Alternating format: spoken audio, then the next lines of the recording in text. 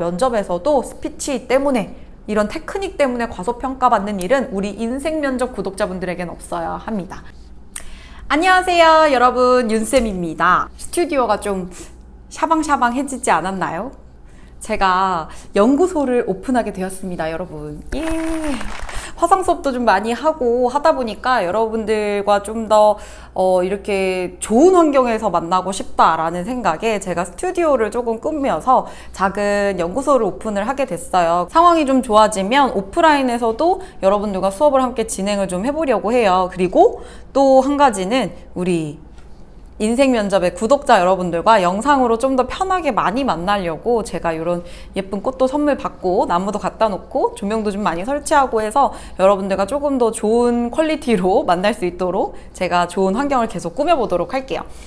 일단 오늘은 여러분들과 면접에 대한 이야기를 좀 나눠보려고 하는데요. 그 중에서도 화상 면접에 강한 목소리 를 함께 만들어 보려고 합니다.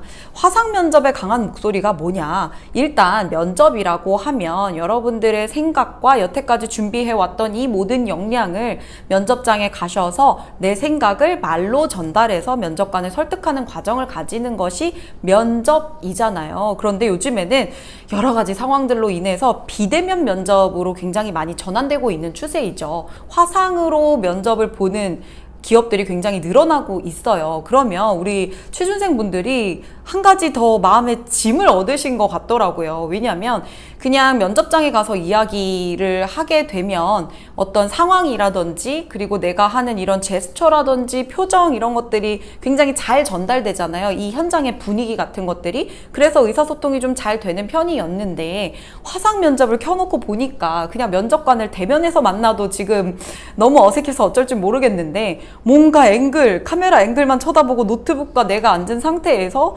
어디다 시선을 둬야 될지도 모르겠고 도대체 무슨 말투를 해야 될지도 모르겠고 여러 가지 좀 멘붕에 빠지시는 분들이 많더라고요. 그리고 제가 받았던 많은 고민들 중에 하나가 제가 좀 뒤로 먹는 소리라서 혹은 발음이 정확하지 않아서 이게 화상 면접에서 좀 더 안 들리는 것 같아요 라는 고민들을 굉장히 많이 해주시더라고요. 그럴 수 있어요. 현장에서는 음성이 나가고 바로 그 음성을 면접관이 듣게 된다면 어쨌든 화상 면접이라는 것 자체가 기기를 통해서 음성이 들어가게 되고 그 음성이 또 다른 출력 장치를 통해서 면접관에게 전달이 되잖아요. 그러다 보면 좀 더 밀도 있는 목소리와 좀 더 정확한 전달력이 필요한 건 사실입니다. 저는 굉장히 걸걸한 목소리거든요. 지금도 걸걸한가요?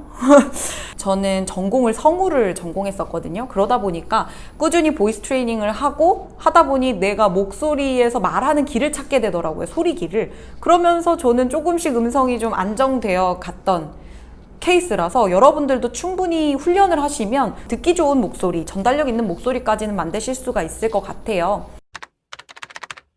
면접에서 뭐 저는 사투리를 쓰는데요, 아니면 저는 뭐 발음이 조금 잘 안 되는 부정확한 편인데요 라고 걱정하시는 분들 중에서 뭐 사투리 쓰셔도 괜찮아요. 생각이나 가치관이 올바르게 잘 전달된다면 사투리가 무슨 저의 요소가 되겠어요.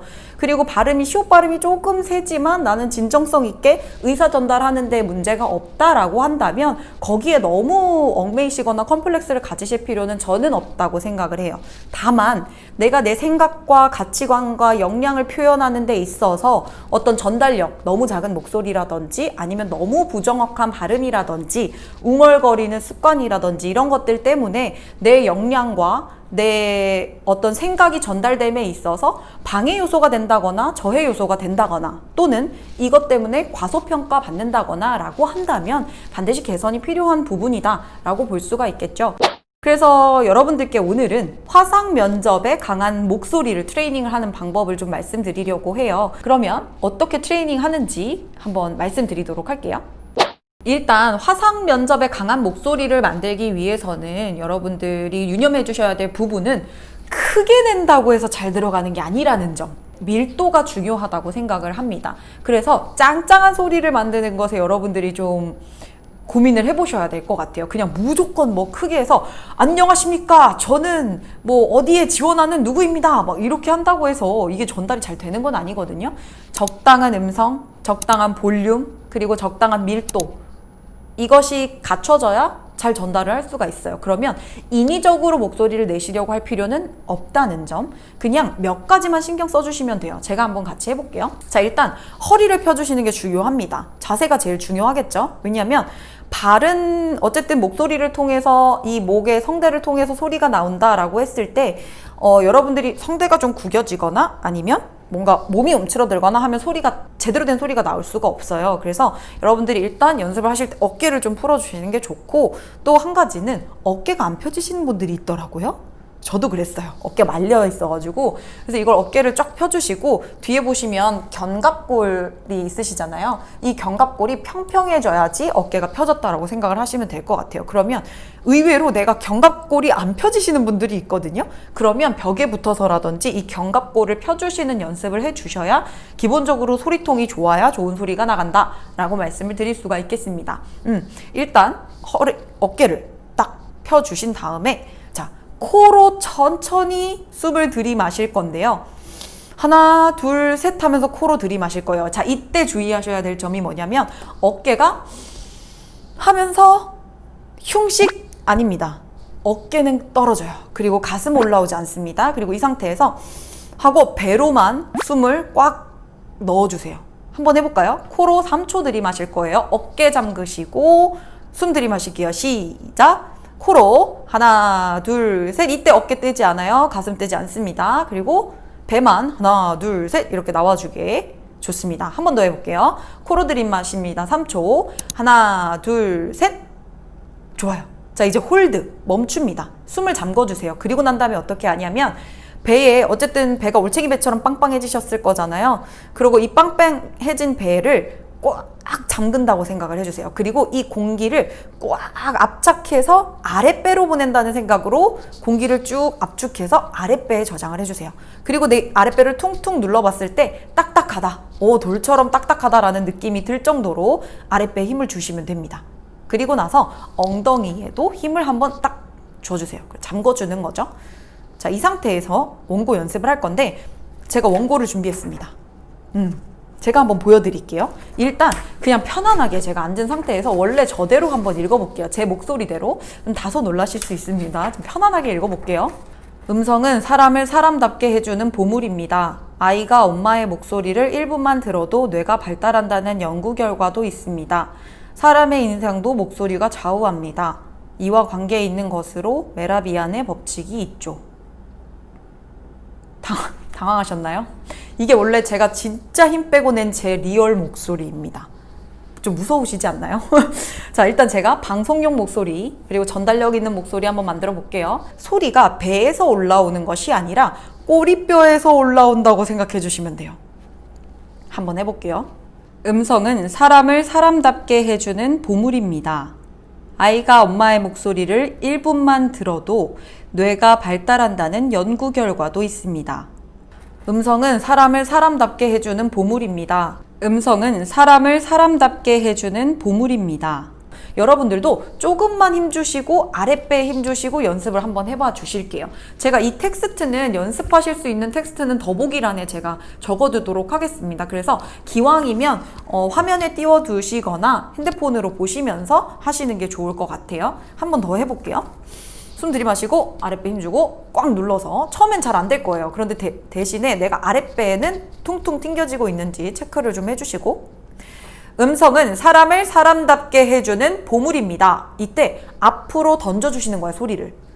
그냥 뒤로 이렇게 하시는 분들이 있어요. 소리를 먹는 사람들은 어떤 소리가 나냐면 음성은 사람을 사람답게 해주는 보물입니다. 뒤로 가거나 소리가 앞으로 뻗지 않고 앞으로 떨어지는 사람들이 있어요. 음성은 사람을 사람답게 해주는 보물입니다. 이러면 정말 영상에서 들어갔을 때는 웅얼웅얼거려서 안 돼요.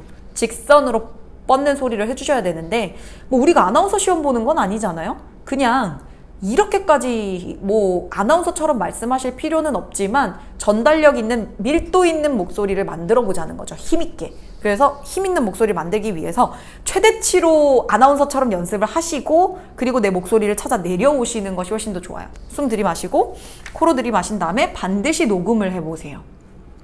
녹음을 해본 다음에 너무 이렇게 김 빠지는, 호흡 많이 빠지는 소리가 나지는 않는지, 내가 발음이 안 들리는 것은 아닌지, 이런 것들을 좀 체크해 보셔야 될 것 같아요. 그리고 녹음을 했을 때 눈을 감고 입 모양이나 이런 거 보지 않고 내용만 들어도 소리가 콕콕콕 바뀌도록 정말 딕션이 좋아야 되거든요. 예를 들면 음성은 사람을 사람답게 해주는 보물입니다. 이렇게 처음에는 던지면서 연습하시는 거예요.